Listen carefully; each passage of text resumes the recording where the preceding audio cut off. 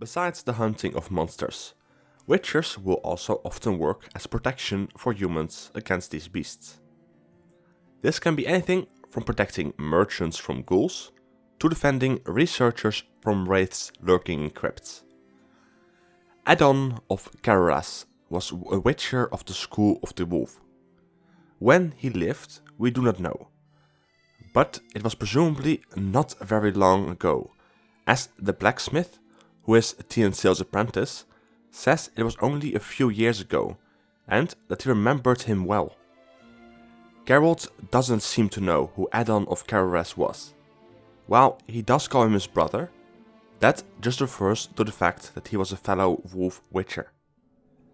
There seems to be no specific reference or acknowledgement from Geralt to who Adon was.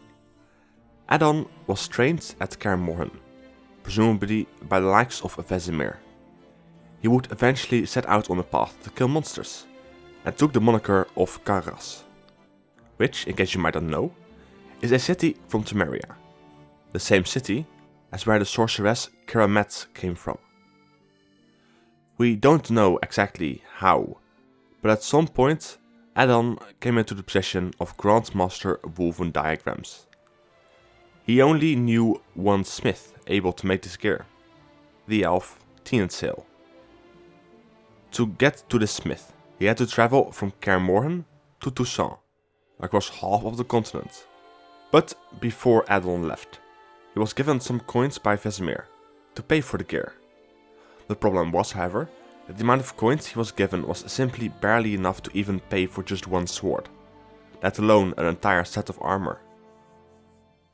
Addon went on his journey to Toussaint, and once he arrived, he went to the legendary elven smith to talk to him about forging the armor and the costs. The Witcher knew he didn't have enough coin to pay for the armor, and thus asked the elf if he knew any lucrative contracts in the area. Toussaint, who had taken a liking to the Witcher, wanted to help him out by looking for a well-paying and relatively safe contract. Recently, a group of archaeologists from Castel Graupion, which is the Nilfgaardian equivalent of Oxenford, arrived in Toussaint to research the Thermes Palace ruins. For this expedition, they worked together with the Oxenford Academy, who also funded the expedition. But there had been a rumor that the palace ruins were haunted. Out of precaution, they decided to hire the Witcher Adon of Carreras. As they went to the palace, they made camp a short distance away on the advice of Adon, just to be safe, while he still inspected the surroundings. As they inspected the ruins, they noticed that there was only one entrance to the chambers, beneath, and that entrance was blocked by a barrier. But the researchers had come prepared. One of them, named George Herbert, had found a purple ruby in Atkin Vale, which would be able to open the barrier. But not everything went so smoothly. In the days leading up to the opening of the barrier, there had been some quarrels between the researchers. George Herbert didn't like the fact that the expedition was led by a woman named Isabelle Duchamp, who was a quarter elf. He felt like he should be the leader, because he was the one who found the ruby.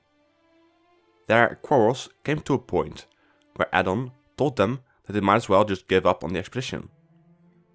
Addon at least recommended to them to hire more guards, as they don't know what would be down there in those ruins. But some, like George, seemed to dislike this idea, and in the end the archaeologists decided against it. The point of the expedition was knowledge to most, but to George it was about riches. He seemed driven by the possibility of treasure being in the ruins, and was afraid that if they took too long, another group might come in and take out the treasure from under their noses. To add to this, he didn't believe in the stories of the ruins being haunted, and thus pushed the rest to hurry up a bit more than they otherwise would have. When the day came, Adon of Carreras placed the ruby in the holder to lift the barrier. As the entrance opened up, he went in, followed by the researchers. As they wandered inside the chambers, things quickly went wrong. The stories of the hauntings were true, and wraiths appeared. There were too many of them, And overwhelmed by the numbers, the Witcher decided to sacrifice himself in the hopes of saving the researchers. He brought down the roof of the palace, using art, dying in the process. But the researchers would also perish. As they ran towards the exit, George, who was out first, grabbed the ruby to lock the wraiths inside the chambers.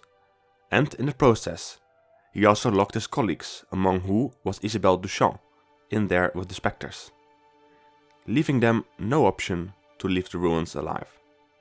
George would also soon perish. Perhaps a wraith had managed to make his way out, or another beast got the better of him. But he died, just outside the now closed portal. Addon went to Toussaint for new and better gear, but in the end, all he found was an end to his life in a futile attempt to save others. Which could have all possibly been prevented if it wasn't for the greed and cowardice of George Herbert. But Addon lived very close to the current time, probably within at least 20 years, meaning that there might be more Wolf School Witchers out there than we know of. The number of Wolf School Witchers is very limited, as it comes down to Geralt, Lambert, Eskel, Vesemir and Berengar during the start of the games. We never really learn of more Wolf School Witchers who are out there, but with Addon, we in a way get a glimpse of the possibility that there might be some more who just don't seem to return to Kaer Morhen. But what do you think of Adon of Carreras? Till the next video. Bye.